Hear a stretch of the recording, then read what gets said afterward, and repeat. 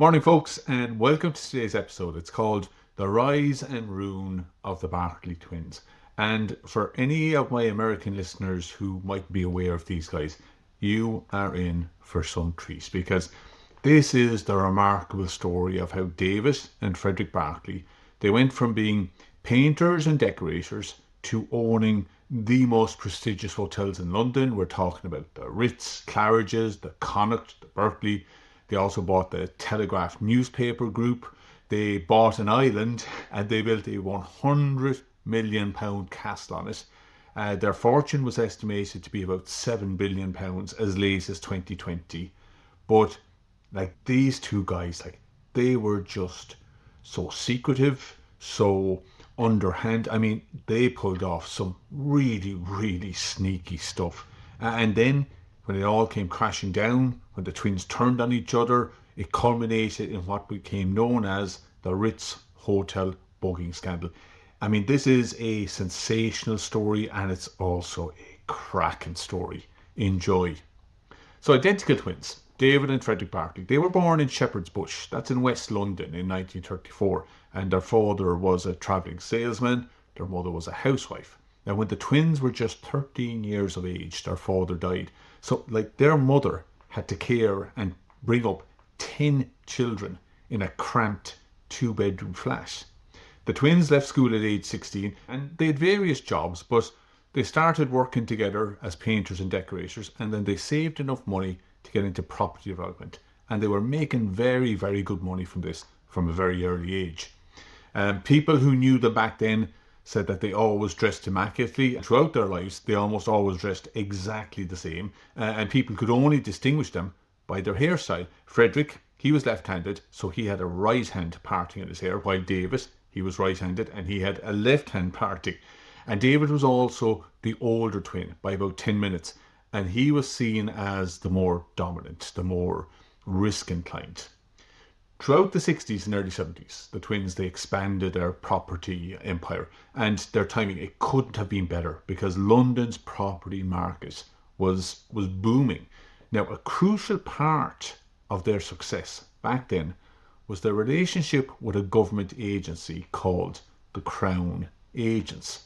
So this organisation, the Crown Agents, it had originally been set up by the UK government to manage the financial affairs for British colonies and for businesses that were involved in the British colonies. But by the late 60s, large parts of the empire were declaring their own independence. The empire itself was essentially crumbling. And so the Crown Agent's role, it was diminishing, its funding was declining, and so management, they approved a new financial division to make money on its own account. But it was a complete shit show because these were bureaucrats. They had very little knowledge or expertise in the financial markets, and they were giving out loans to people without any real proper due diligence. And it would appear that plenty of shady stuff was going on between Crown Agents and the people it was lending to. It was all very murky. So between 1968 and 1973, the Barclays were borrowing heavily from the Crown Agents. They were buying hotels, they were buying commercial properties across central London, and by 1973, they owed Crown Agents £9.5 million, which is a huge sum back then, about 120 million in today's money, but massive back then. And then in 1973, Britain's property market crashed, and the Crown Agents, they collapsed under the weight of years of reckless lending, mismanagement, and the scandal. It ultimately cost British taxpayers more than £175 million. That's about 1.2 billion in today's money. It became one of the biggest scandals in Britain in the 1970s. Now, the Barclays, they should have been one of the biggest casualties from this collapse. But instead, somehow, they managed to walk away with £6.5 million of their debt effectively wiped out. And that allowed them to avoid financial ruin. Now, for decades, there was no suggestion at all that the brothers had done anything wrong here. But in 2024, The Economist magazine examined more than 10,000 previously sealed documents, and they argued that the official investigations had failed to uncover the full story. And according to the Economist's own investigation, that £6.5 million, it didn't simply disappear. The magazine alleged that the Barclays secretly used a company they effectively controlled to buy back their own debt from Crown agents for a fraction of what they owed, effectively, wiping out the debt in the process. Now, the Economist concluded that there was every reason to believe fraud may have occurred. However, I gotta state, as a small podcaster with very little resources, and also very mindful of the fact that the Barclay family are very quick to go to the courts, it's important that I note that neither brother was ever charged with any offence in relation to this. So anyway, having survived the collapse of their biggest lender, throughout the 70s and the early 80s, the brothers, they were continuing to buy and sell property, and they were doing very, very well for themselves. But they're not in the big leagues yet. That all changed in 1983 with Ellerman Lines. So, for a bit of background, Ellerman Lines was over 100 years old, and it was involved in shipping and brewing. But by the early 80s, it was in big trouble. Global shipping was in a deep slump, and the losses from the shipping business, that was dragging down the rest of the company. So it was making the company look far less valuable than it actually was. And also, very, very crucially, a lot of the property that Ellerman owned was valued on the company's books at historic or outdated values. So in essence, where the market saw this struggling shipping company, the Barclays saw a profitable brewery with hundreds of pubs, lots of other very, very valuable property in its portfolio. They saw huge opportunity. Now, at this time, the brothers, they're living as tax exiles in Monaco, and that's another thing about the Barclays. They spent their lives avoiding paying any tax. And it just so happens that one of their neighbours in Monaco is Lady Esther Ellerman. She's the founder's daughter, major shareholder, and the Barclays befriend her. And then, through their friendship with her, she arranges a private meeting with David Scott. He was the non-executive chairman of Ellerman Lines. And now, this is where we get a really good idea of how the twins operated. So they offered David Scott around £45 million for the company and promise him that he'll remain as non-executive chairman of the company once the deal is done. But he has to follow two conditions. First of all, he must grant them exclusive negotiation rights. And second of all, he has to keep the talks strictly confidential. In other words, the rest of the Ellerman board is kept in the dark about these negotiations. Scott agrees. But the moment the deal is completed, a lawyer, acting on behalf of the Barclay twins, hands Scott a letter demanding his resignation because they accuse him of indiscretion and breach of confidentiality.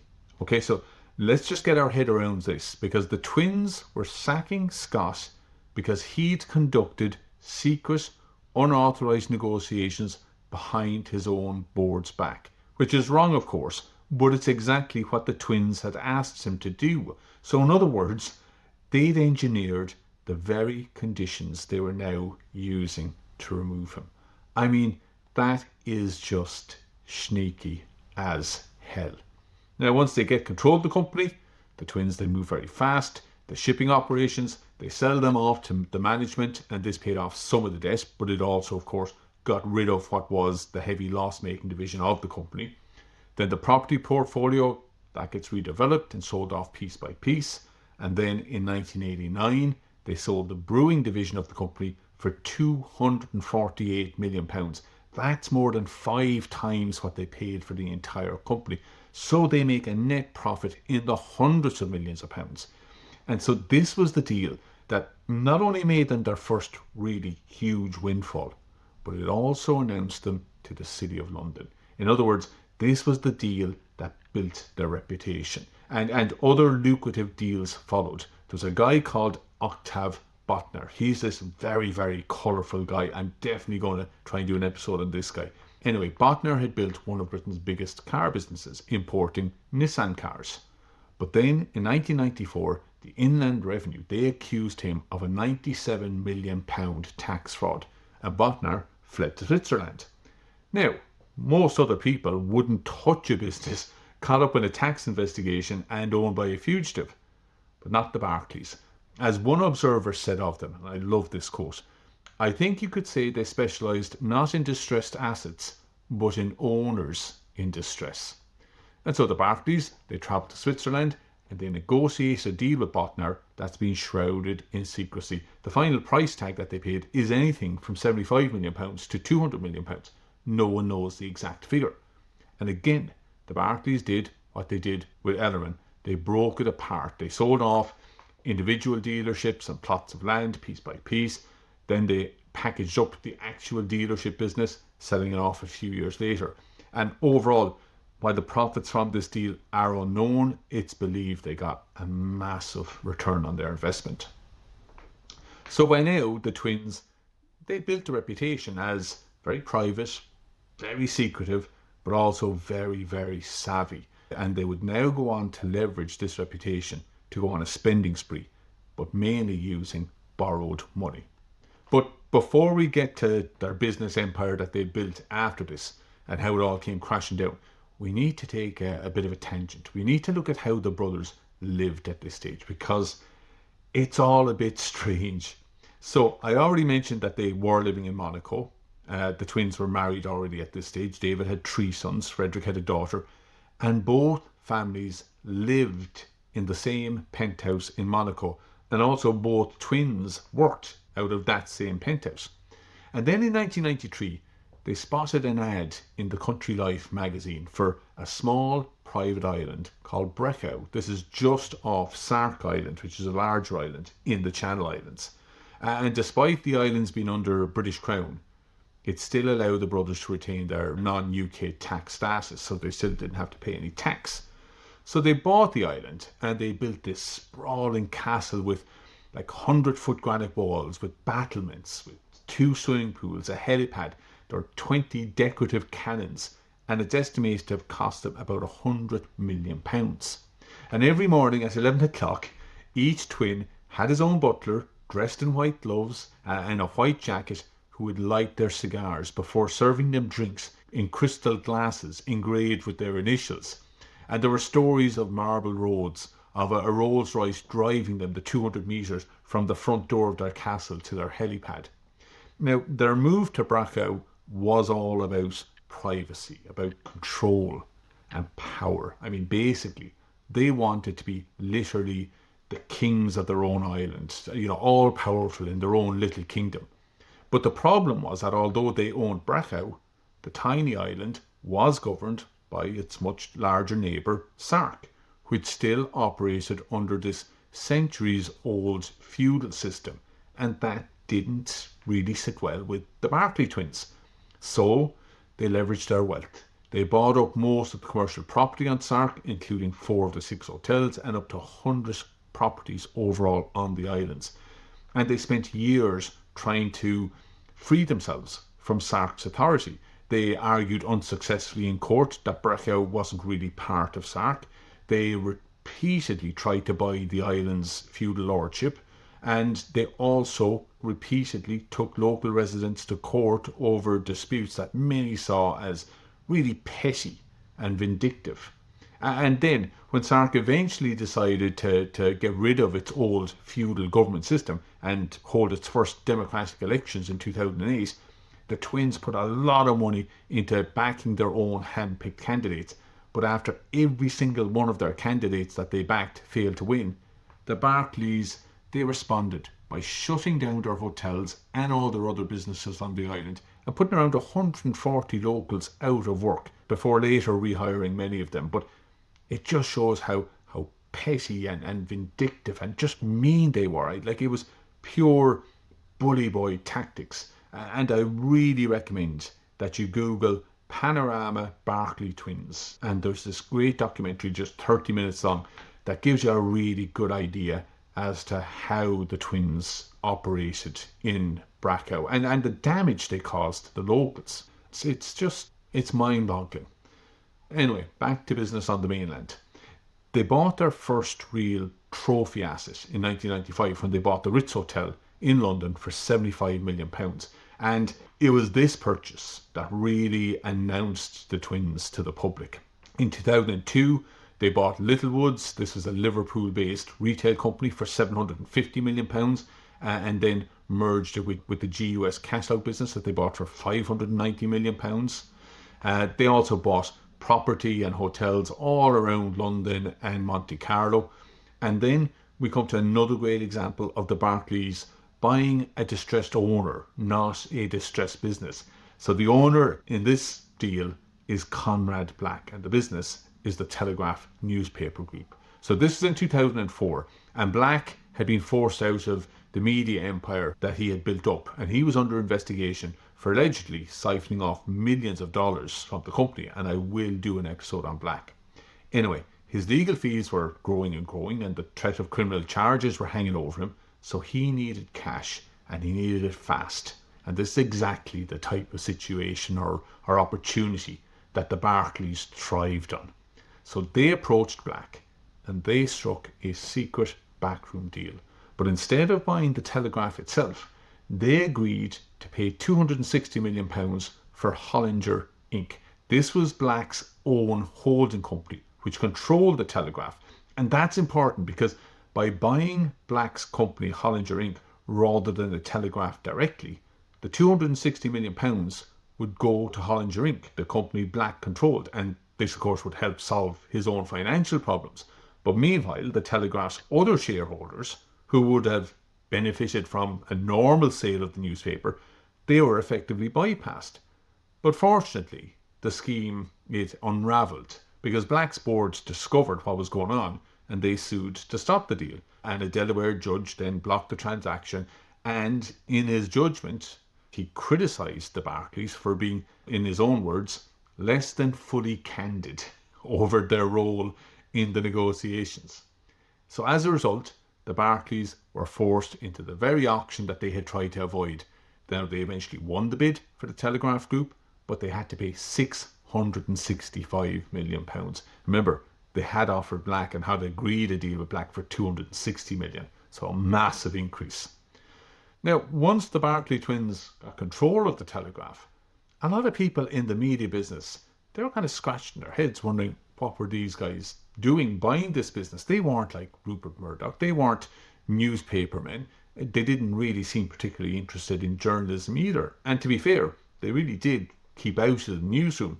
Editors were given a free rein, although everyone did know where the brothers stood politically. They were staunch Thatcherites. In fact, when Margaret Thatcher left Downing Street with, according to one advisor, no money in the bank, the Barclays gave her a house to live in. After she was diagnosed with cancer, they later offered her a permanent suite in the Ritz, where she lived until her death. So, I mean, through that action alone, you can see that, these weren't totally heartless guys. Now, politically, they were also deeply Eurosceptic. They threw their weight behind the Brexit campaign. So, owning the Telegraph Group, it wasn't really just as an investment. It was a trophy, I suppose, much like the Ritz. And it gave the Barclays a seat at the very heart of Britain's conservative establishment. And they continued to buy other trophies, especially hotels, like in 2011, when they spent £700 million to buy Claridge's, the Connaught and the Barclay hotels in London. So by now, the twins were very, very well known publicly, and they had become regulars in the Sunday Times Rich List. And look, I know I mentioned the Sunday Times Rich List a lot. It's because when I was growing up, I used to love it. I think it might have been one of the drivers that got me interested in business, because I just loved reading about how the people on these lists made their money, the businesses they were involved in, and the stories, and an awful lot of the time the scandals and the strategies behind these businesses. Anyway, in 2012, the Rich List had the Barclays net worth at $2.25 billion. And now, everything up to this point in the story is about two brothers who are joined at the hip, building an empire together. But, as we shall see, it wasn't all hugs and kisses between them. Because what comes next is the story of how it all falls apart. And the roots of the fallout, they go back to the mid-1990s. Because up until this point, the twins effectively own everything 50-50, but they're getting a bit older, they're thinking about succession, and David's health at this stage, it starts to decline. And he was worried that he might not have long left to live. And so he asks Frederick to do something for him before he dies.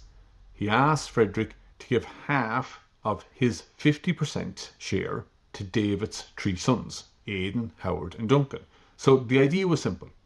When the brothers were gone, the family empire would be divided equally between the four heirs. Frederick's daughter Amanda would have 25%, and David's three sons would each have 25%.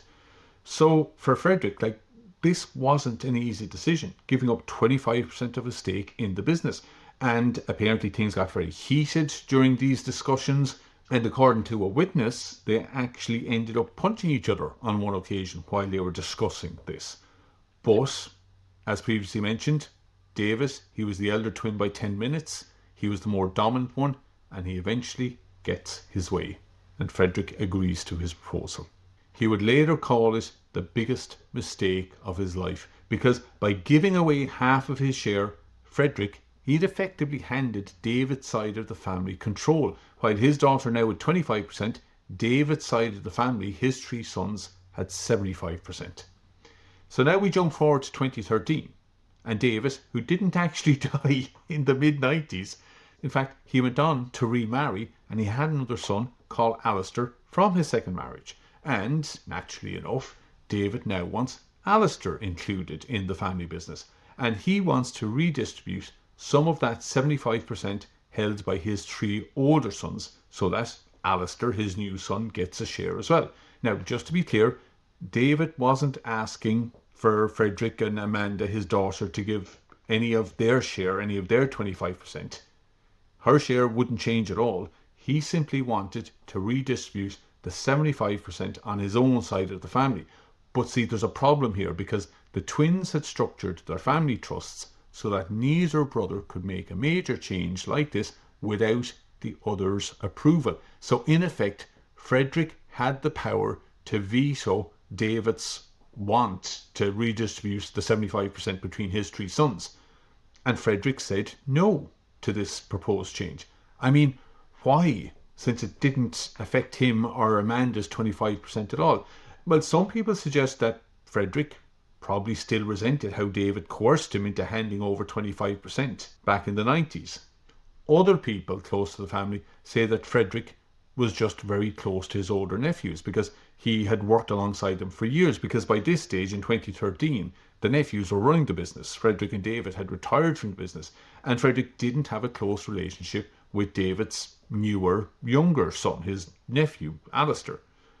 Whatever the reasons as to why Frederick said no, this is the moment that the relationship between the twins really starts to deteriorate. Because a year later, in 2014, at 80 years of age, Frederick left their castle in Barclay, moved to London, and for the first time in their lives, the twins were no longer living together. Now, around the same time, their businesses start to come under pressure. Their logistics business is losing over £100 million a year. Littlewoods, their retail business, it gets caught up in this PPI mis-selling scandal. This was a huge consumer scandal in the UK. It involved banks and retailers, and Littlewoods ended up having to pay more than £500 million in compensation. Profits at the Telegraph newspaper group, they're falling every year, and it forced the family to pump £390 million into the business. And while Frederick isn't directly involved in running the businesses now, it's mainly David's sons, he starts asking questions about the debts. And the more he digs into this, the more he suspects he's not being told the full story. And look, with all these types of family disputes, it's very difficult to know who's telling the truth. Like, Frederick said that he was shocked by the level of debt the businesses had. And I find that kind of surprising, given that he and David had built much of the empire on borrowed money. Anyway, he's concerned enough to get involved again. And although David's side of the family now controls 3/4 of the family businesses, the governance of the Ritz Hotel hadn't been updated to reflect this. So it left a loophole that Frederick exploited. And using this loophole, in June 2019, he appointed his daughter Amanda and a close advisor to the Ritz boards, while David's sons were removed. So it was effectively a boardroom coup. Then, just 3 months later, reports emerged that the Ritz is going to be sold. I'm guessing this was because Frederick needed the money, because his wife had just left him that year and had started divorce proceedings. But look, whatever the reasons, David's side of the family suddenly had no say over the future of the Ritz Hotel, one of the family crown jewels. They were now finding out that Frederick was probably in the process of trying to sell it. And if you're thinking, man, these family rows in business, they can really get nasty, it's about to get much, much nastier. Because at the Ritz, Frederick had this private room called the conservatory. And this is where he'd spend his afternoons, smoking cigars, holding confidential meetings. In late 2019, his nephews plant a bugging device disguised as a plug adapter in the room, and then they hire a private investigations firm to transcribe the recordings. Over the next 2 months, they record and capture more than 94 hours of Frederick's private conversations with bankers, lawyers, trustees, and friends. And Frederick then starts to notice that his nephews seem to know things that they shouldn't. So he gets people to install hidden cameras into the conservatory, and bingo. The footage, which you can see on YouTube, it shows one of his nephews caught red-handed handling a bugging device. Now, initially, Frederick and Amanda decide to keep the whole thing within the family so they don't go to the police. But that proves to be pretty costly because, unknown to them, David's sons had quietly taken legal control of the company that owned the Ritz, and within days of Amanda revealing the bug to them, they used the power that they just now have to remove her from the board. And so, of course, Frederick and Amanda are furious. And so they sue their nephews and others involved in the bugging. And this is a civil case. And as this is rumbling on, Frederick's nephews, who now have control of the Ritz, they sell it for £800 million. And this leads to another huge and very public row, with Frederick telling the press that he had lined up bids of over £1 billion. Anyway, just as the Ritz was sold in March 2020, COVID hits. And now the twins, estranged by the lawsuits and separated by lockdown restrictions, these guys who were once inseparable, they never speak in person or never see each other again. Because on January 10th, 2021, David died of pneumonia brought on by COVID-19. And Frederick didn't attend the small funeral service in Barclay. Instead, he released a really sad and I think a very poignant public statement. It was a great journey in everything we did, the good, the bad, the ugly. We were twins from the beginning until the end. He was the right hand to my left, and I was the left hand to his right. We'll meet again. And look, as I'll probably say at the end of this show, it's hard to feel much sympathy for the twins, but I really find that statement and the fact that they never made up, I just find it heartbreaking.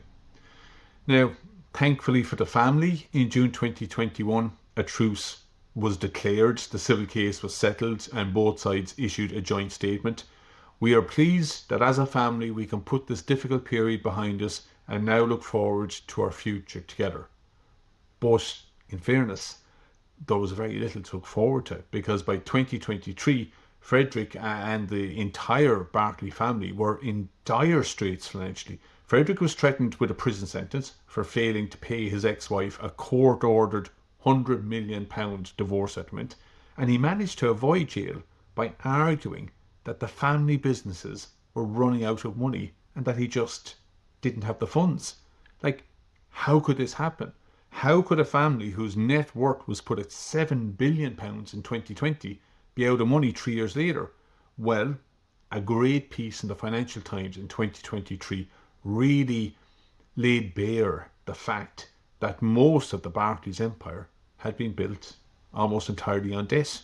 And since then, since 2023, the banks and the lenders, they have been aggressively calling in their loans. Over the past 3 years, the family has lost control of virtually every business in their portfolio. Bankruptcy proceedings were issued against them earlier this year. There are hundreds or so properties in Sark, most of which had closed down long ago and fallen into disrepair. They've been on the market for years now. They're not even able to sell them. Today, Sir Frederick is 91 years old, and the empire that he and David had spent more than 50 years building, it's gone. And of course, also gone is Davis, his twin, who he'd been joined at the hip with for most of their lives, and their last few years like consumed by a bitter feud. And look, I want to feel sorry for them, but it's hard to, because here's the thing about the Barclay twins. Because they were so private, because they gave no interviews, it's almost impossible to get a handle on who they really were. So all we really have to go on is their actions. The only nice action I could ever see them perform was the charity they showed to Margaret Thatcher, and a lot of people might have their reservations about that. But their other actions, they just don't paint a pretty picture. Like secretly and underhandedly buying back their own debt at a heavily discounted rate from the Crown agents in 1972, and in doing so, like screwing over the British taxpayer, double-crossing the non-executive chairman of Ellerman Lines to land their first major deal, intimidating and suing the residents of Sark in a bid to control the island, and then shutting down the businesses on the islands when their candidates lost the election. Like so petty, so vindictive, trying to buy the Telegraph Group behind the board's back, and then building their fortune on businesses based mainly in Britain, like proclaiming themselves to be as British as beef, while paying not a penny of tax to the country they claimed to champion. So, I mean, yeah, the Barclay twins and their story, it is one of tragedy, but as I said, I find it very hard to feel any sympathy for them.